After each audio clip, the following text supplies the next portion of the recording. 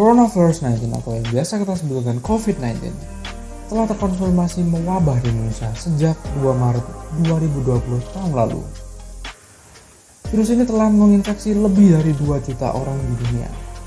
Dan hingga sekarang, virus ini ada dan mereka ada di sekitar kita.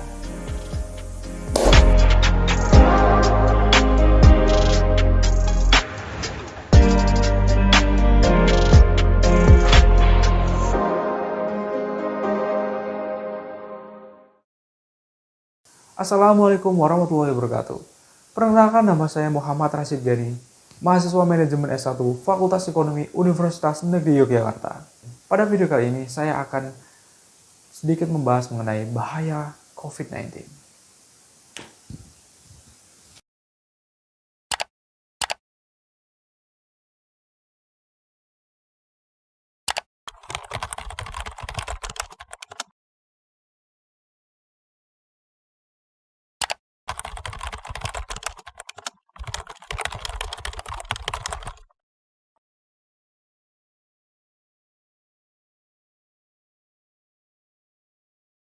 Organisasi Kesehatan Dunia (WHO) menyebut dunia saat ini dalam titik berbahaya akibat COVID-19. Meningkatnya angka kematian akibat COVID-19 jadi sorotan Satgas Covid. Juru bicara Satgas Covid, Wiku Adhisa Smito, bahkan menyebut angka kematian akibat COVID-19 terus naik saat PPKM darurat dan berlanjut ke PPKM level 1 hingga 4. Pada PPKM darurat menjadi 1.338 dan meningkat lagi pada PPKM level 1 sampai dengan 4 menjadi 1.487. Perpanjangan PPKM level 1 sampai 4 ini salah satunya dilakukan untuk meningkatkan kasus positif upaya bertambah penurunan sebanyak kasus kematian. 28.228 kasus dan total positif COVID-19 di tanah air kini mencapai 3.194.733 kasus. Kasus kematian di tanah air juga bertambah 1.487 jiwa hingga total pasien COVID-19 yang meninggal dunia mencapai 84.766 jiwa. Petugas pemulasaraan jenazah terus bekerja hingga larut malam. Berdasarkan data Dinas Pertamanan dan Hutan Kota Jakarta, ada 200 jenazah yang dimakamkan di tempat ini pada 7 Juli lalu. Jumlah tertinggi selama pandemi.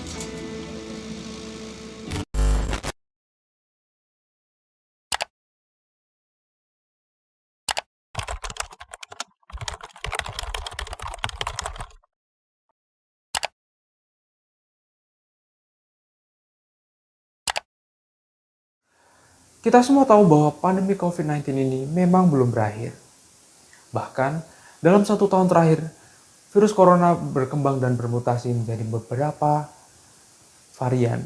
Salah satunya adalah varian Alpha, B117, yang pertama kali ditemukan di Inggris, varian Beta B1351 yang pertama kali ditemukan di Afrika Selatan, varian Gamma B1352 yang pertama kali ditemukan di Brasil, dan varian yang sekarang banyak menyebar di Indonesia, yaitu varian Delta B1617 yang pertama kali ditemukan di India. Virus corona varian Delta ini pertama kali ditemukan di India pada Oktober 2020. Virus ini telah menyebar di 62 negara termasuk di Indonesia.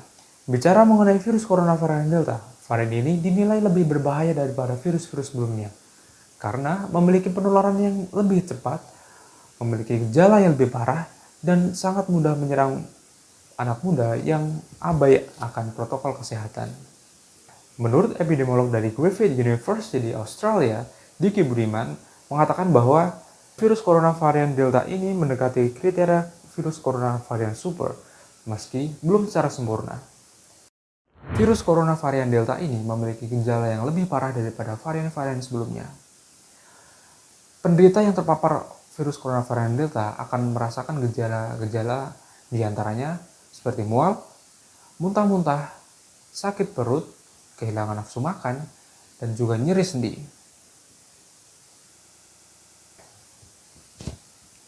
Selain itu, penderita juga akan mengalami sakit kepala, gangguan pendengaran, dan juga sakit tenggorokan. Lalu, apakah dengan merebaknya virus corona ini kita hanya akan pasrah dan diam saja? Tentu tidak.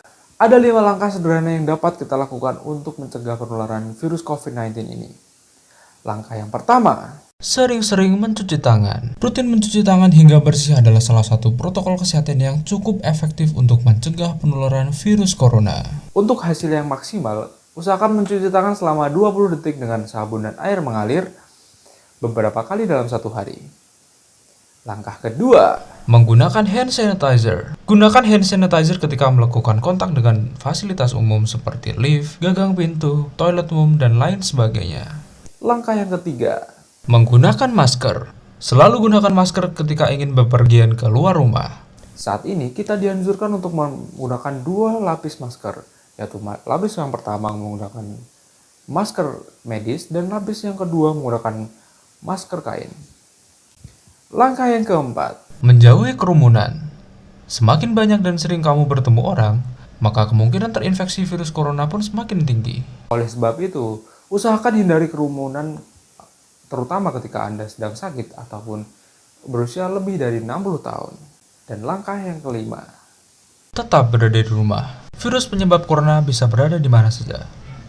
Jadi, semakin banyak dirimu menghabiskan waktu di luar rumah, maka semakin tinggi pula terpapar virus jahat ini. Oleh karena itu, apabila Anda tidak memiliki kepentingan yang sangat mendesak di luar, usahakan untuk tetap di dalam rumah. Stay at home. Namun, apakah jika kita sudah menerapkan semua protokol kesehatan dengan baik, apakah itu sudah cukup? Masih belum cukup. Ada satu hal lagi yang bisa kita lakukan untuk memperkuat diri kita agar tidak mudah terkena COVID-19, yaitu dengan vaksin. Dengan melakukan vaksinasi, kalian akan mendapatkan daya tahan tubuh yang lebih kuat. Melalui vaksin, tubuh kalian akan terlindungi dengan cara membentuk respon antibodi tanpa harus sakit terlebih dahulu. Artinya, vaksin COVID-19 mampu melindungi tubuh seseorang dari infeksi virus corona. Tidak hanya itu, jika kamu terinfeksi virus penyebab COVID-19, vaksin bisa membantu mencegah tubuhmu dari sakit parah atau potensi munculnya komplikasi serius. Melalui vaksinasi, kamu tak hanya melindungi diri sendiri, tetapi juga membantu melindungi orang lain dari paparan virus corona. Vaksin ini memang tidak membuat kita sepenuhnya kebal dengan virus corona. Oleh sebab itu, meski sudah mendapatkan vaksin COVID-19, kita direkomendasikan untuk tetap menjalankan protokol kesehatan. Baik, mungkin cukup sekian video saya mengenai bahaya COVID-19 dan pentingnya vaksinasi. Terima kasih telah meluangkan waktunya untuk menonton dari awal sampai akhir. Dan sampai berjumpa di video selanjutnya. Stay safe.